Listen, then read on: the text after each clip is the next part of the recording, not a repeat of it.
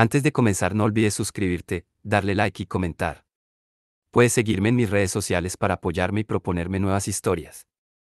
Enlaces en la descripción. Videos todos los lunes, miércoles, viernes y domingos.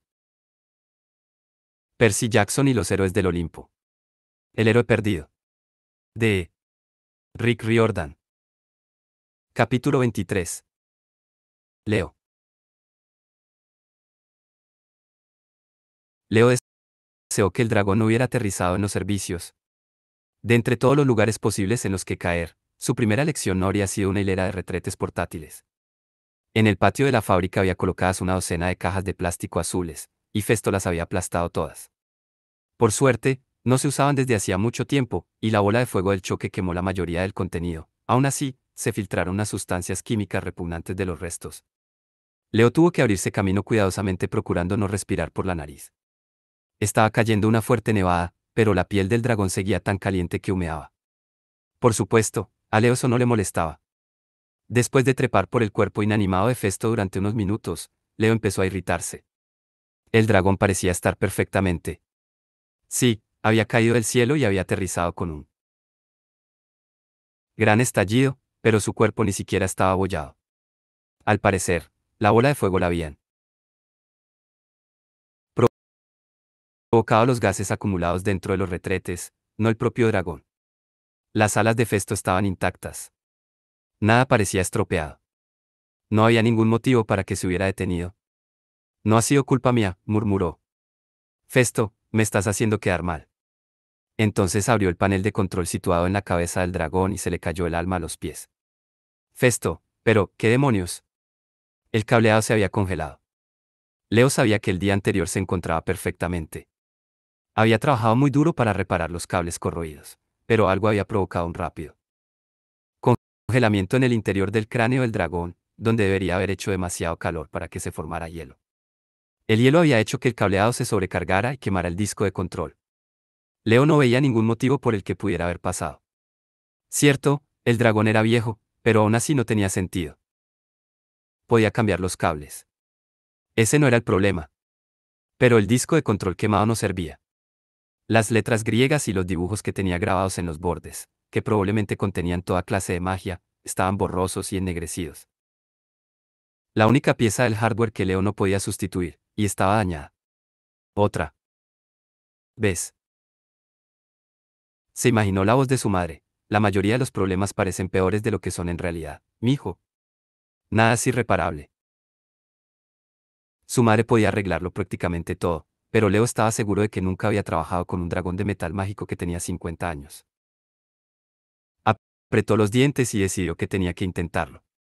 No iba a ir andando de Detroit a Chicago en medio de un temporal de nieve y tampoco iba a ser el responsable de que sus amigos se quedaran tirados. Está bien, murmuró, quitándose la nieve de los hombros. Dame un cepillo de púas de nylon, unos guantes de nitrilo y un bote de ese disolvente limpiador en aerosol. El cinturón portaherramientas obedeció. Leo no pudo por menos que sonreír al sacar los productos. Los bolsillos del cinturón tenían sus límites. No le daban artefactos mágicos, como la espada de Jason, ni objetos muy grandes, como una sierra mecánica. Había intentado pedir las dos cosas. Y si pedía demasiados objetos al mismo tiempo, el cinturón necesitaba un periodo de recuperación para volver a funcionar. Cuanto más complicada era la petición, más largo era el periodo. Pero los objetos pequeños y sencillos, como los que se podían encontrar en un taller, solo había que pedirlos. Leo empezó limpiando el disco de control. Mientras trabajaba, se iba acumulando nieve en el dragón. Tenía que parar de vez en cuando para arrojar fuego y derretirla. Pero, por lo general, puso el piloto automático, mientras sus manos trabajaban solas y sus pensamientos vagaban. No podía creer lo estúpido que había sido en el palacio de Bóreas. Debería haberse imaginado que una familia de dioses invernales lo odiarían de inmediato. El hijo del dios del fuego entrando en un ático de hielo montado en un dragón que escupía fuego. Sí, tal vez no había sido la mejor decisión. Aún así, no soportaba sentirse como un marginado. Jason y Piper habían llegado a visitar la sala del trono. Leo había tenido que esperar en el vestíbulo con Cal, el semidios aficionado al hockey con graves lesiones en la cabeza. El fuego es malo, le había dicho Cal. Eso prácticamente lo resumía todo. Leo sabía que no podría ocultar la verdad a sus amigos mucho más. Desde que habían salido del campamento mestizo, no había dejado de acordarse de un verso de la gran profecía: bajo la tormenta o el fuego, el mundo debe caer. Además, Leo era el chico del fuego, el primero desde 1666, cuando se había producido el incendio de Londres. Si le contaba a sus amigos de lo que realmente era capaz, ¿sabéis qué, chicos? Podría destruir el mundo. Porque iban a recibirlo otra vez en el campamento. Leo tendría que volver a huir. Aunque ya sabía lo que tenía que hacer, la idea le deprimía. Por otra parte, estaba Kione. Aquella chica era muy guapa. Leo sabía que se había portado como un tonto de remate, pero no había podido evitarlo. Había encargado al servicio de lavandería en una hora que le limpiaran la ropa, lo cual le había venido de perlas, todo se ha dicho. Se había peinado el pelo, cosa que nunca resultaba fácil, e incluso había descubierto que podía conseguir caramelos de menta, todo con la esperanza de poder acercarse a ella.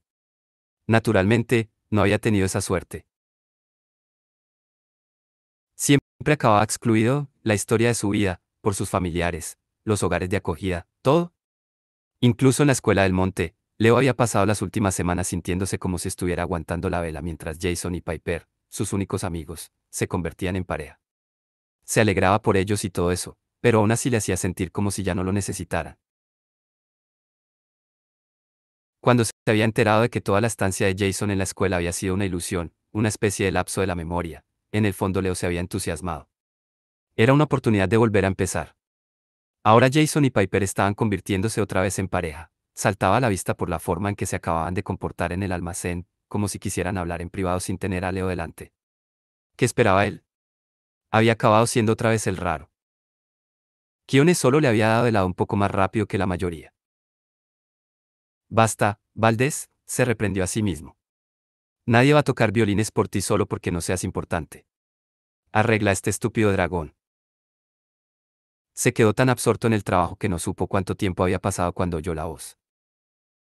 Te equivocas, Leo, dijo. Cogió con torpeza el cepillo y se le cayó en la cabeza del dragón. Se levantó, pero no podía ver quién había hablado. Entonces miró al suelo. La nieve y los residuos químicos de los retretes, incluso el propio asfalto, se estaban moviendo como si se estuvieran convirtiendo en líquido. En una zona de unos 3 metros de ancho, se formaron unos ojos, una nariz y una boca, la gigantesca cara de una mujer durmiente. No hablaba exactamente. Sus labios no se movían. Pero Leo podía oír su voz mentalmente, como si las vibraciones atravesaran el suelo, entraran directamente por sus pies y resonaran por su esqueleto. Te necesitan desesperadamente, dijo. En algunos aspectos, tú eres el más importante de los 7, como el disco del cerebro del dragón. Sin ti, el poder de los otros no significa nada. Ellos nunca me alcanzarán ni me detendrán. Y me despertaré del todo. Tú. Leo temblaba tanto que no estaba seguro de haber hablado en voz alta. No había oído esa voz desde que tenía 8 años, pero era ella, la mujer de tierra del taller de máquinas. Tú mataste a mi madre. La cara se movió. La boca formó una sonrisa soñolienta, como si estuviera teniendo un sueño agradable. Pero yo también soy tu madre, Leo, la primera madre. No te opongas a mí. Márchate ahora. Deja que mi hijo Porfirio se alce y se convierta en rey, y aligeraré tu carga. Caminarás sin problemas por la tierra. Leo cogió el objeto que encontró más cerca, el asiento de un retrete portátil, y se lo lanzó a la cara. Déjame en paz. El asiento del inodoro se hundió en la tierra líquida. La nieve y el fango formaron ondas, y la cara se disolvió. Leo se quedó mirando el suelo, esperando a que la cara volviera a aparecer, pero no fue así. Quería creer que se lo había imaginado. Entonces oyó un estruendo procedente de la fábrica, como si 2 volquetes se hubieran chocado. Un metal se abolló y chirrió, y el ruido resonó por el patio. Inmediatamente, Leo supo que Jason y Piper estaban en apuros. Márchate ahora, le había incitado la voz. Ni de coña, gruñó Leo. Dame el martillo más grande que tengas. Metió la mano en el cinturón y sacó una masa de 1 kilo con una cabeza de doble cara del tamaño de una patata cocida. A continuación saltó el lomo del dragón y echó a correr hacia el almacén.